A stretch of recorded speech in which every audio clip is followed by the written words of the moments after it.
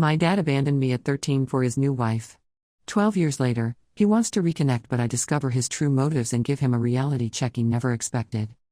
Hi, I'm Peggy, 25F, and I haven't seen my dad, 47M, since I was 13. My mom, 45F, passed away when I was 7 due to breast cancer. The memories of my mom are fading, but I still remember her warm smile and the way she'd sing me to sleep every night. She was the glue that held our little family together. After Mom died, it was just me and my dad. He worked as a foreman at a construction company, and I could see how hard he tried to keep everything together. But it was clear he was struggling.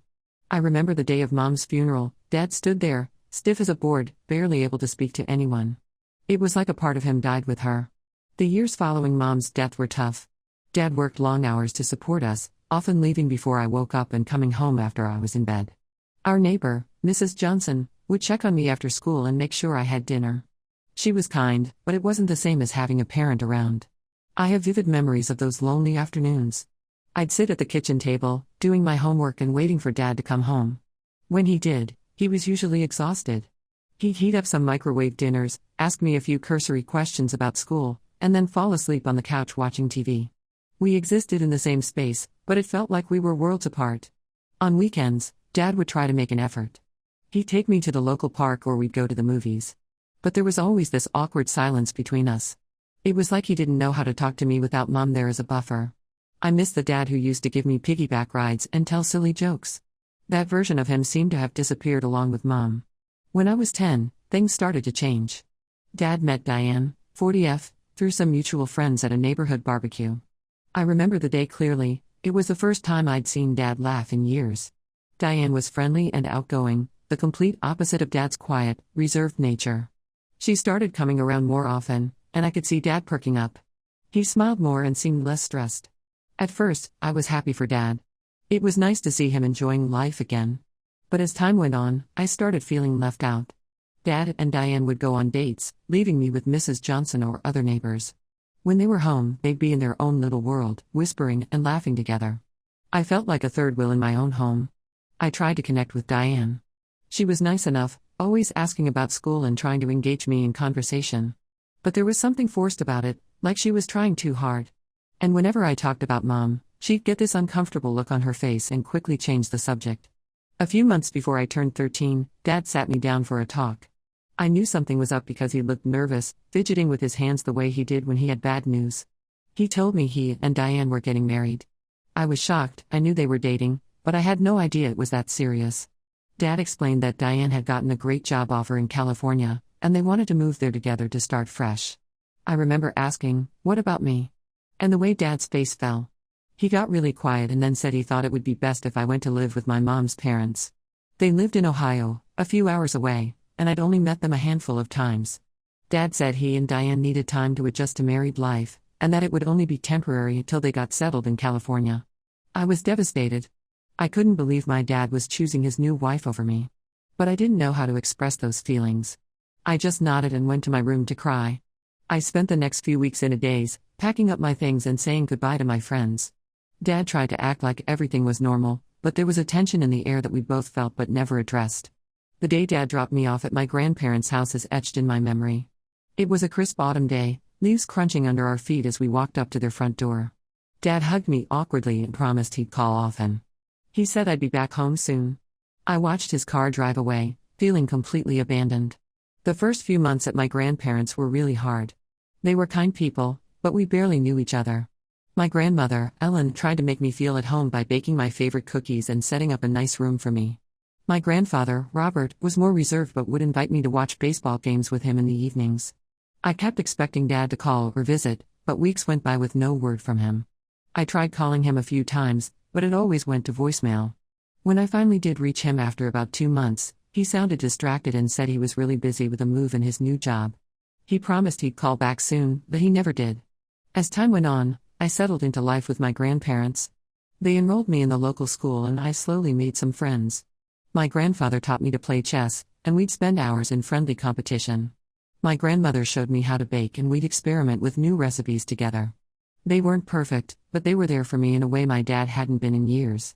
I kept hoping Dad would reach out, especially around my birthday or holidays. But the years went by and I heard nothing. I found him on Facebook when I was 16 and sent a friend request, but he never accepted it. I'd scroll through his profile, seeing pictures of him and Diane at parties or on vacations. It hurt to see him looking so happy without me. As I got older, I threw myself into school and activities. I joined the debate team and discovered I had a talent for public speaking. My grandparents came to every debate, cheering me on from the audience. When I won a state competition, I called Dad to tell him, but it went straight to voicemail. I left a message, but he never called back. I'm 25 now and I haven't heard from my dad in 12 years.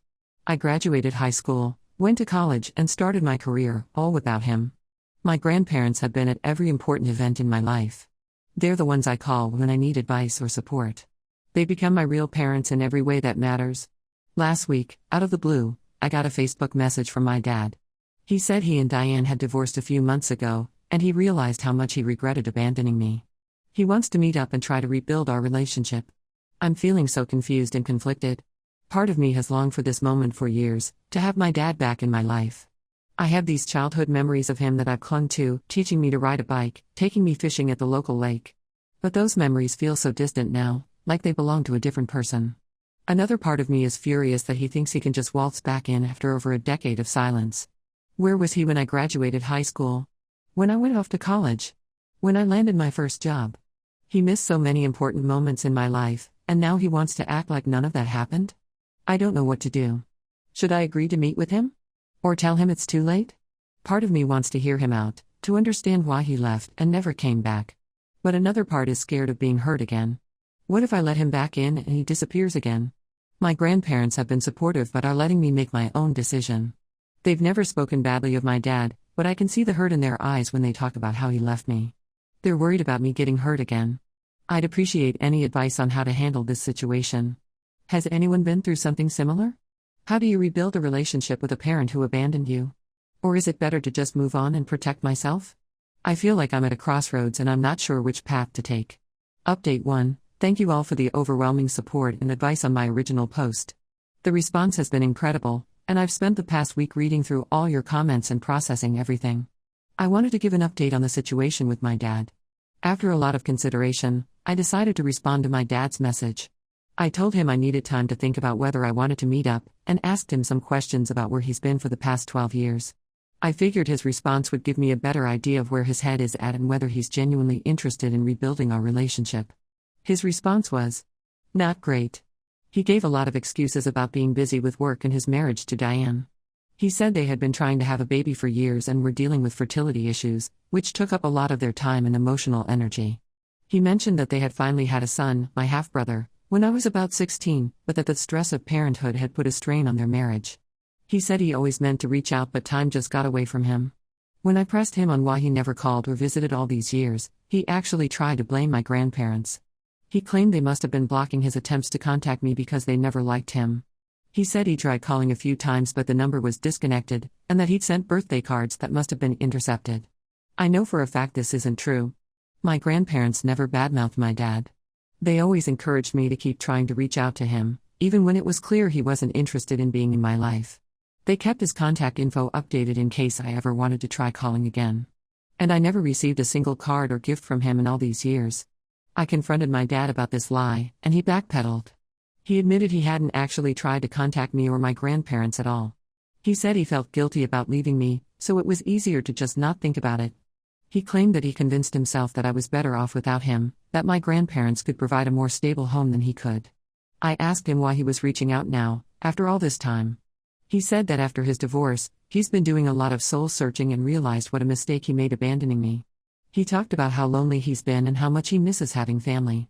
Apparently, Diane got custody of their son in the divorce, and he only gets to see him every other weekend. To be honest, it felt like this was more about him feeling lonely and regretful than actually caring about me in my life. He didn't ask me a single question about what I've been up to for the past 12 years. He didn't ask about my education, my career, my relationships, nothing. It was all about his feelings, his regrets, his loneliness. I'm trying not to be too harsh, but it really seems like he only reached out because he's alone now and wants someone to fill that void in his life. I don't think he's actually interested in being my dad or building a real relationship. It feels like he sees me as a convenient solution to his loneliness rather than as a person with my own life and feelings.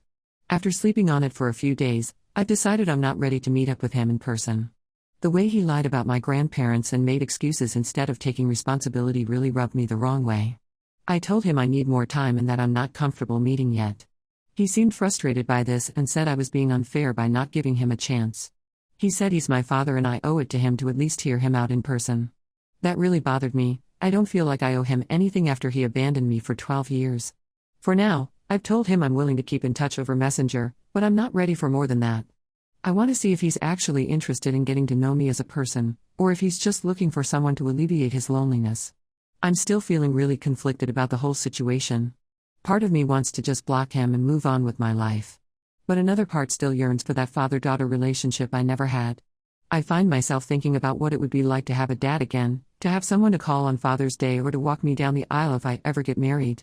But then I remember all the years of silence, all the milestones he missed, and I feel angry all over again. I think about how my grandparents have been there for me through everything, how they've become my real parents in every way that matters. And I wonder if letting my dad back into my life would somehow be a betrayal of everything they've done for me. I'm trying to protect my heart while also leaving the door cracked open a tiny bit. I don't want to completely shut down the possibility of having a relationship with my dad someday, but I also don't want to rush into anything and get hurt again. For now, I'm taking things one day at a time. I'm focusing on my work and my relationships with the people who have actually been there for me. I'm also thinking about starting therapy to help me process all of these complicated feelings. Thank you all again for your support and advice. It's really helped me process my feelings and stand up for myself in this situation. I'll update again if anything significant changes. Update 2. It's been about a month since my last update, and unfortunately things with my dad haven't improved. I wanted to give you all an update on the situation. After our initial messages, my dad and I agreed to keep in touch over Facebook Messenger. I hoped this would give us a chance to get to know each other slowly, without the pressure of meeting in person right away. At first, things seemed okay.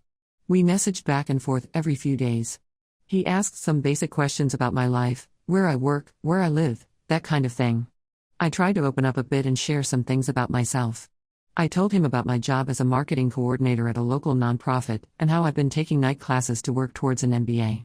But as time went on, I started noticing some concerning patterns. Whenever I'd share something about my life or accomplishments, my dad would quickly turn the conversation back to himself. He'd talk about his own job troubles or complain about his ex-wife. He never showed much interest in my life or asked follow-up questions. For example, when I mentioned I was stressed about a big presentation at work, instead of offering support or asking about it, he launched into a long story about a difficult client he was dealing with. It felt like he wasn't really listening to me at all. What really bothered me was how he kept pushing to meet up in person. Every few messages, he'd bring it up again. I kept telling him I wasn't ready yet, but he wouldn't let it go. He'd say things like, "I'm not getting any younger and don't you want to have a relationship with your father before it's too late?" The guilt trips were getting to be too much. I finally told him that I needed him to respect my boundaries and stop pressuring me. I explained that trust takes time to rebuild, and that I'm still hurt by his absence all these years. His response was not good. He got defensive and angry, saying I was being selfish and immature. He said he was my father and I had no right to keep him out of my life. He even threatened to show up at my workplace if I wouldn't agree to meet him. That was the last straw for me. I told him his behavior was completely unacceptable and that I wouldn't tolerate threats or emotional manipulation. I said I needed space and would be blocking him for now. He sent a barrage of angry messages before I could block him, calling me ungrateful and saying I'd regret this. He brought up how he had provided for me when I was young, conveniently forgetting the years of abandonment. It was really upsetting to see. I'm feeling a mix of emotions right now. Part of me is sad that things turned out this way. I had hoped maybe we could slowly rebuild some kind of relationship. But a bigger part of me feels relieved. His behavior showed me that he hasn't really changed, he's still self-centered and doesn't respect my feelings or boundaries. I'm grateful for my grandparents and the stable, loving home they've provided me. They've been my real parents all these years. When I told them what happened with my dad, they were so supportive. They reminded me that I don't owe him anything and that I have the right to protect myself from toxic relationships. My grandmother shared a story with me that I'd never heard before. Apparently, when my dad first dropped me off with them, he promised he'd be back in a few months once he and Diane were settled. My grandparents reached out to him several times in that first year, trying to arrange visits or phone calls. But he always had excuses, he was too busy, it wasn't a good time, he'd call back later. Eventually, they realized he wasn't going to follow through, so they focused on giving me the best life they could. Hearing this story made me appreciate my grandparents even more. They could have been bitter or resentful, but instead they channeled all their energy into caring for me. They're the ones who have been there for every important moment in my life. For now, I'm going to focus on the family and friends who have actually been there for me. I'm also thinking about starting therapy to work through some of these complicated feelings about my dad and abandonment. Thank you all again for your support throughout this journey. It's really helped me stay strong and trust my instincts. I'll update again if there are any major developments, but for now I'm taking a step back from this situation with my dad. Update 3. It's been about 6 months since my last update, and I wanted to share some final thoughts on the situation with my dad. After I blocked him on Facebook, my dad tried a few more times to contact me. He left voicemails on my phone and even sent a letter to my grandparents' house. I'm not sure how he got the address. At first, the messages were angry and guilt-trippy, but over time they became more pleading. In his last voicemail, he sounded defeated, saying he understood if I never wanted to speak to him again. I didn't respond to any of these attempts. I needed time and space to process everything that had happened. I took some time off work and went on a solo trip to the mountains. Being away from everything really helped me gain some perspective.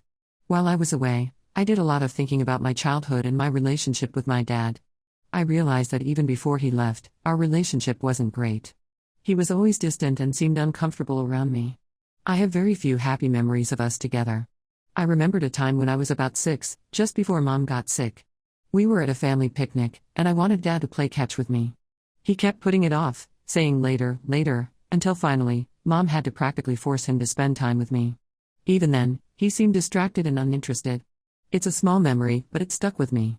This realization was painful, but it also helped me understand that I wasn't really missing out on a great father-daughter relationship. The dad I had been longing for all these years never really existed. It was more the idea of a dad that I missed, rather than the actual person he was. When I got back from my trip, I decided to start seeing a therapist. It's been really helpful to have a professional to talk to about all of this. She's helping me work through my feelings of abandonment and learn to set healthy boundaries. One thing my therapist suggested was writing a letter to my dad, not to send, but just to express all the things I've wanted to say over the years. It was an emotional experience, but it helped me release a lot of pent-up feelings. I wrote about how hurt and confused I was when he left, how I waited for years for him to come back, and how his recent behavior made me feel. Getting it all out on paper was cathartic. As for my dad, he eventually stopped trying to contact me. Part of me is sad about that, but mostly I feel relieved. His behavior when I set boundaries showed me that he hasn't really changed. He's still putting his own needs first. I've come to accept that I may never have the kind of relationship with my dad that I've always wanted. And that's okay. I have so many other wonderful people in my life who love and support me. My grandparents continue to be amazing. They've been there for every important moment in my life. I recently got a promotion at work, and they took me out to celebrate. My grandfather gave a toast that made me tear up. He said he couldn't be prouder if I was his own daughter. In many ways, I am. I've also grown closer to some of my mom's siblings, who have shared stories about her that helped me feel connected to her memory. My Aunt Lisa told me how my mom used to sing in a local band before she had me. She even found an old recording of one of their performances. Hearing my mom's voice after all these years was incredibly moving. I'm focusing now on building my own chosen family, my friends, my partner, and the relatives who have actually been there for me. I'm learning that family isn't just about blood, it's about the people who show up and support you no matter what. My partner, Tom, has been incredibly supportive through all of this. He's listened to me vent, held me when I cried, and reminded me of my worth when I was feeling low. We've started talking about our future together, and it feels good to be building something positive. I'm also trying to pay forward the love and support I've received. I've started volunteering at a local youth center, mentoring kids who come from difficult family situations. It feels good to be able to provide some stability and encouragement to others who might be feeling lost or abandoned.